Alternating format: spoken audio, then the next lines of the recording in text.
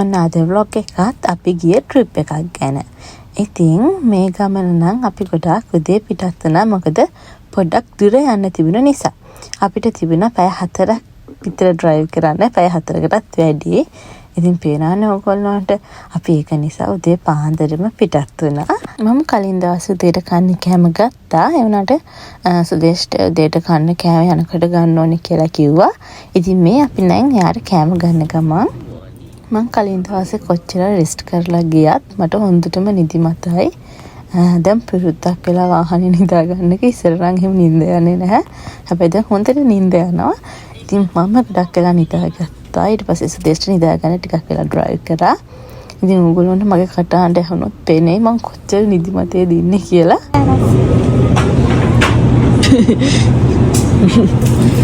නිදිමත. ඕම නිින්ද කියලා මම උදේට කන්න ගෙනාවේ මං ආසම sausages buns. සුදේෂ් කතා උදෙන් කියන්නේ ජපානයේ ගොඩක්ම වින්ටර් එකේදී වගේ කන කෑමක්. ඒක ගැන මම පස්සේ කියන්නම්. මොකද මත් හරියටම දන්නේ නැහැ මේක මොන වගේ වතුර එකද දාලා තියෙන්නේ කියලා. ඉතින් තඹපු කෑම චාති ලික්විඩ් එක දාලා තියෙනවා. ඉතින් අපි උදේ පාන්දර 1ට තමයි ඇහැරුනේ මේ ගමන යන්න. ඉතින් දැන් නම් එළිය වැටිලා අපි පැය 4ක රයිඩ් එකක් නේ ඉතින්. එතකොට අපි එකට හැරුණාම අපි යනකොට 5 වෙනවා කියලා තමයි අපි වෙලාව දාගෙන ඉන්නේ. මොකද අපේ යාළුවා 6:00 වෙදී එනවා කියලා තිබුණා ස්ටේෂන් එකට. අපි ආවත් පික් කරගන්න ඕනේ කියලා තියෙන නිසා අපි පැයක් විතර කලින් වෙලාව තියලා ගියා. මොකද අනිවාර්යෙන්ම මගේ නවතිනවා අපි නිදිමත හැදුනොත්. ඊට පස්සේ කොහොමත් කණ්ඩ නවතිනවා වොෂ්රූම් යන්න හිම නවතිනවා නේ ඉතින්. එහෙනම් මේ වෙනකොට නම් අපිට යාළුවෝ හම්බෙලා ඉතින් එතන වීඩියෝස් ගන්න බැරුව ගියා මට. ඉතින් මම කඩියෝ පෙන්නන්නම් කාලට. හලෝ යාළුවෝ කොච්ච යනවද?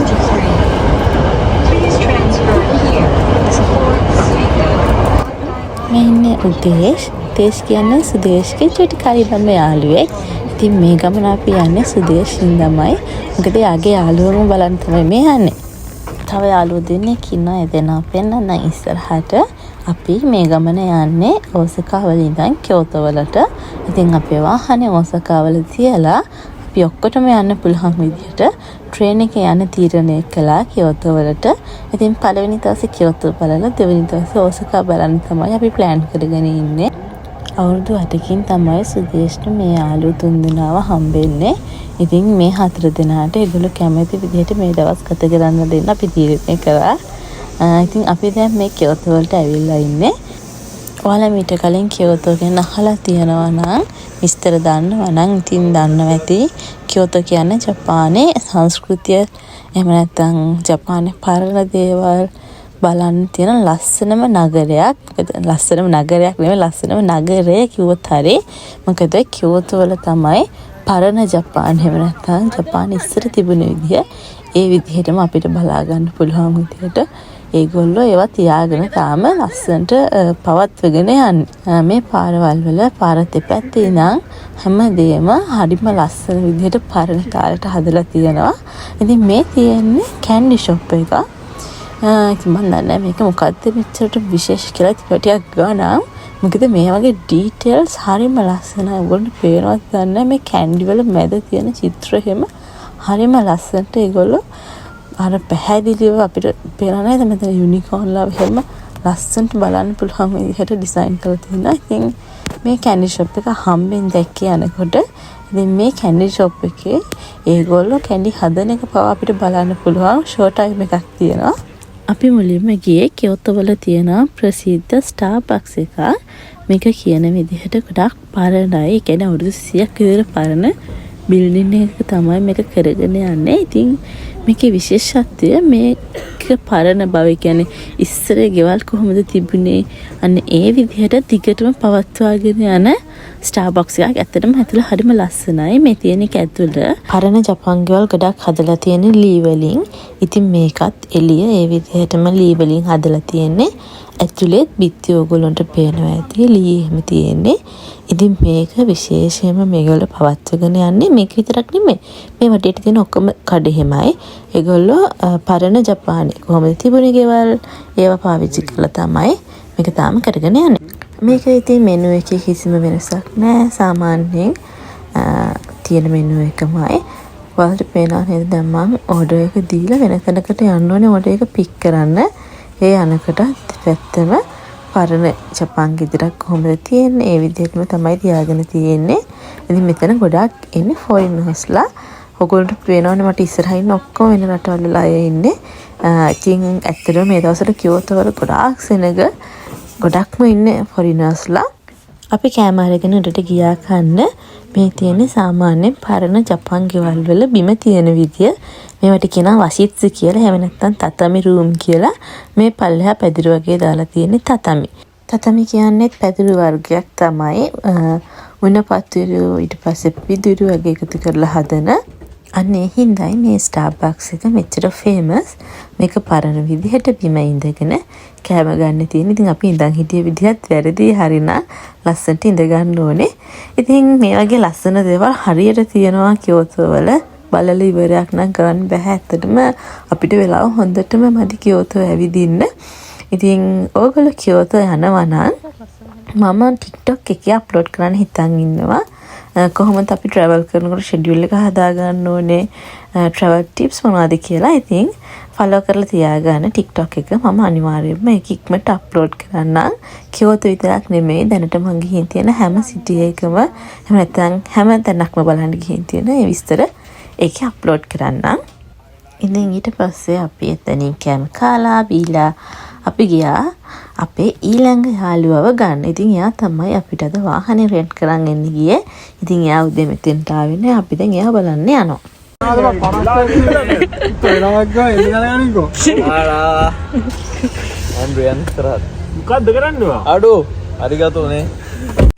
ඒ හිටියේ තරිඳු. එයාත් සුදේශ්ගේ චුටි කාලේ ඉඳන් යාළුවෙක්. මේ ඉස්සරහින් යන ඇන්ඩ්‍රු. එයාත් එහෙමයි. එයාත් සුදේශ්ගේ ඉස්කෝලේ යන කාලේ ඉඳන් යාළුවෝ. ඉතින් මේ ඉස්කෝලේ යන යාළුවෝ තුන්දෙනා හින්දා තමයි අපි මේ ගමන ඇත්තටම ආවේ. ඉතින් ඊට පස්සේ අපි ගියා කින්කකුජි බලන්න. ජපානයේ ගොඩක් ප්‍රසිද්ධ තැනක් කියෝතෝ කිව්වම කින්කකුජි. ඉතින් ඕගොල්ලෝ ජපනීස් ඉගෙන ගන්න කෙනෙක් නම් ඕගොල්ලන්ට මතක ඇති. මින්නන නිහංග පොතේ පළවෙනි පොතේ ඉඳන්ම කින්කකුජි ගැන තියෙනවා. මේක ලෝකුරුමයක් විදිහට නම් කරලා තියෙනවා ජපානයේ. ඉතින් මේකේ විශේෂත්වය තමයි මේක කියන්නේ The Temple of Gold Pavilion කියලා.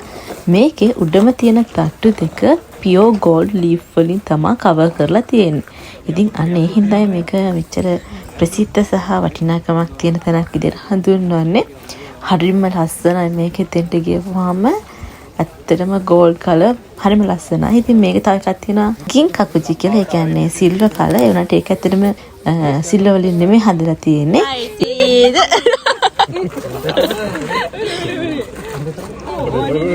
ගම්බතේ දෙකිර.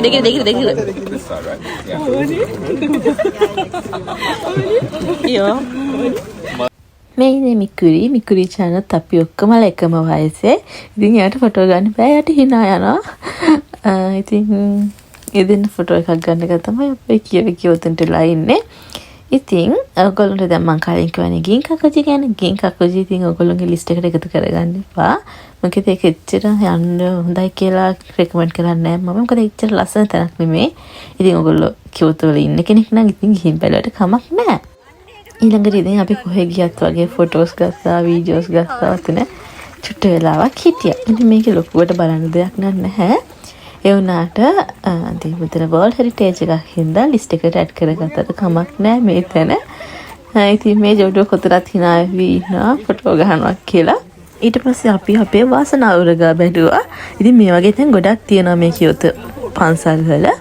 ඉතින් මේ තියෙන්නේ මෙතන පිළිම වගේක් තියලා තිබ්බා. මෙතන කරන්න තියෙන්නේ අර එතන මැද නිකන් වලක් වගේ හදලා තියෙන එකට කාසියක් දාන්න ඕනේ. ඉතින් එකපාරම කාසිය යන්න ඕනේ. ඉතින් ඒක තමයි මෙතන කරන්න තියෙන්නේ. පේනාන් කාසි කුස්තර තියනවාද කියලා. ඉතින් ලංකාවේ වගේ තමයි මිත්‍යා විශ්වාසය එහෙම තියෙනවා. ඉතින් යා වෙනස් වෙන්නේ නැහැ රටවල් දියුණු වුණා කියලා.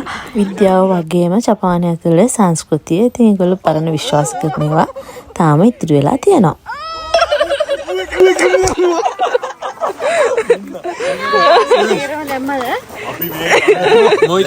මගේ බෑග් එක අස්සිය. ජපානයේ අපි ඇවිදින්න යනකොට අපිට ඒ තැන්වලදී හම්බ වෙනවා ඒ තැන්වල විතරක් විශේෂ කැම බීම එහෙම ඒ වගේම ඕනමස් එහෙම මම ඉතින් එකතු කරන්නේ මැග්නට් නේ. ඒ වුණාට මම දැන් මේ කැම ගන්නේ මං වැඩ කර මම part time කරන තැන කට්ටියට. ඉතින් මං තව ගත්ත දේවල් තියෙන මං යා පෙන්නන්නම්. ඉතින් මේක ජපානයේ නිකන් අනේ මල සංස්කෘතියක් නෙමෙයි නිකන් පුරුද්දක් වගේ. කොහේ හරි කවුරු හරි ගියොත් ඒ තැන් වල දේවල් අරන් එනවා. ඊට පස්සේ අපි ගියේ ෆුෂිමිනාරි. ෆුෂිමිනාරි කියලා කියන්නේ ඔයගොල්ලෝ කියොත් යනවා නම් අනිවාර්යයෙන්ම ගිහින් බලන්න ඕනේ තැනක්. ඉතින් මෙතන හරිම ලස්සනයි. විශේෂත්වය තමයි මේ ඉස්සරහා තියෙන තැඹිලි පාට ලොකු දොර වගේ එක. මේවට කියනවා තොරී කියලා. ඉතින් මෙන්න මේ තොරී ගේට්ස් ගොඩාක් එක දිගට තියෙනවා. උඩටම යනකම් පැය දෙක තුනක හයික් එකක් වගේ යන්න පුළුවන්. උඩම දේවාලයක් වගේ තැනකට. ඉතින් ඒක තමයි මෙතන විශේෂත්වය. මේක ඇවිල්ලා දේවාල වගේ තැන්වල අපි කියන ශ්‍රයින් කියලා වගේ ඉස්සරහා ඇතුල් වීමට තියෙන ගේට්ටු වගේව තමයි මේ තොරී ගේට්ස් කියන්නේ. ඉතින් මේ ගේට්ටු එක දිගට පොලිමට හදලා තියෙනවා. ඉතින් ඒක තමයි මෙතන තියෙන ලස්සන දේ. ඒ හින්දා මේක ප්‍රසිද්ධ කොට. මේ වෙද්දි අපිට හොඳටම මහන්සි අපි ආපහු ආවා ඔසකා වලට. අපි ඊට පස්සේ රෑ ගියා නම්බවලට. මොකද මේ පැත්තේ හරිම ප්‍රසිද්ධයි ස්ට්‍රීට් ෆුඩ් ඒ වගේම නයිට් ලයිෆ් එක හරිම වෙනස් අපේ පැතිවලට වඩා. ඉතින් අපි ගියා කොහමද කියලා බලන්න. ඊට පස්සේ මුලින්ම අපි try කරා takoyaki. takoyaki කියන්නේ බුවල්ලෝ දාලා හදන ගුලියක් වගේ එකක්. ඉතින් මෙන්න මේ කුකුරි කියන තැනින් තමයි ගත්තේ. මොකද මේ කඩේ ගොඩක් ප්‍රසිද්ධයි කියලා අහලා තිබුණා. ඒක හින්දා ගොඩාක් සෙනග හිටියා. මොකද මේ සතියේ දවසක් බදාදා දවසක අපි ගියේ. බදාදා දවසක රෑ වුණත් හිතන්න බැරි තරම් සෙනග හිටියා. කියන්නේ එක රෑකින් කරන්න බෑ. කාලා බලන්න පුළුවන්. එක විදිහේ කෑම තියෙන එන්ජොයි කරන්න පුළුවන්. එක විදිහේ තැන් තියෙනවා. ඉතින් මේ වගේ ස්පයිඩර්මෑන්ස්ලා එහෙමත් ඉන්නවා. ඉතින් ඒගොල්ලෝ නිකන් පාරේ ඉන්නේ. ඒකට ඒගොල්ලෝ පොඩි බෝඩ් එකක් ලියලා තියෙනවා. සල්ලි දෙනවා නම් කැමති නම් දෙන්න කියලා එහෙම. ඉතින් මේ වගේ අපි දකින්නේ අපේ පැතිවල. මොකද අපේ පැතිවල මෙතන සෙනග නැහැ. ඊට පස්සේ මෙන්න මේ දෙන්න හරිම ලස්සනයි. ඔයාලට බලන්නකෝ මේක.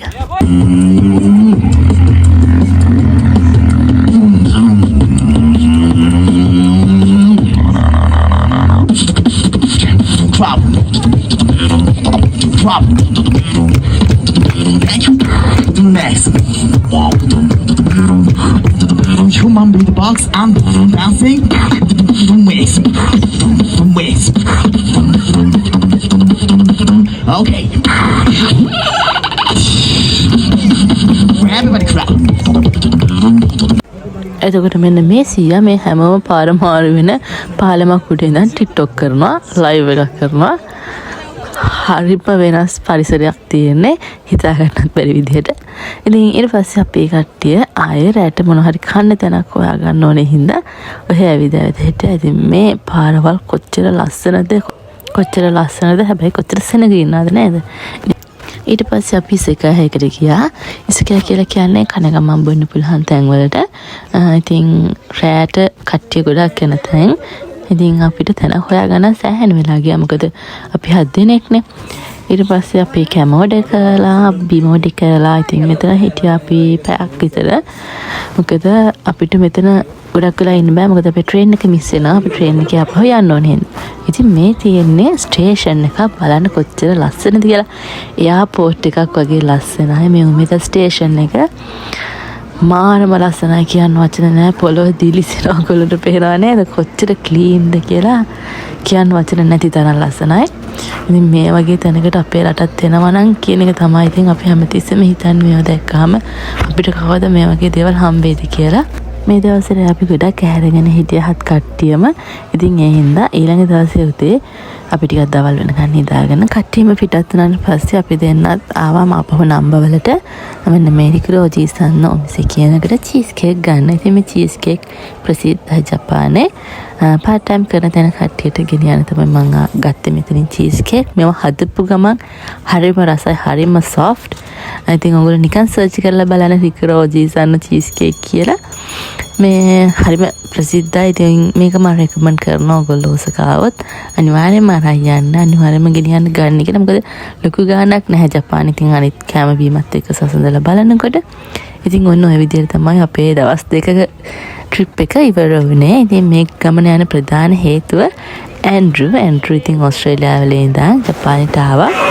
ඇන්ඩ්‍රු එනවා කියපු හින්දා තනින්දුයි උදේශ්‍රී සොනාලි ටෝකියෝ වලින් ඉඳන් සෙන්ඩයි වලින් ඉඳන් ඒගොල්ලෝ එනවා කියලා කිව්වා ඕසකාවලට. ඉතින් අපි දෙන්න ටෝකියෝ මම ඕසකාවලට ගියා. ඉතින් ඔහොම තමයි අපේ ට්‍රිප් එක ඉවර වුණේ. Thank you so much. ඉතින් මෙන්න මේ සෙට් එකේ හැමෝටම ඇන්ඩ්‍රු, තරිදු, දේශ්, සනාලි, මිකුරි ඉතින් අපි දෙන්නත් ගොඩක් හොඳට එන්ජොයි කරා මේ දවස් දෙක. ඉතින් අපි ආයෙත් දවසක හම්බෙමු කොහෙද හරි. ඉතින් ඕගොල්ලෝ මේක බලන ඕගොල්ලන්ට thank you so much මගේ vlogs බලනවට. ඉතින් ආයෙත් අලුත් vlog එකකින් අපි හම්බෙමු. Bye bye.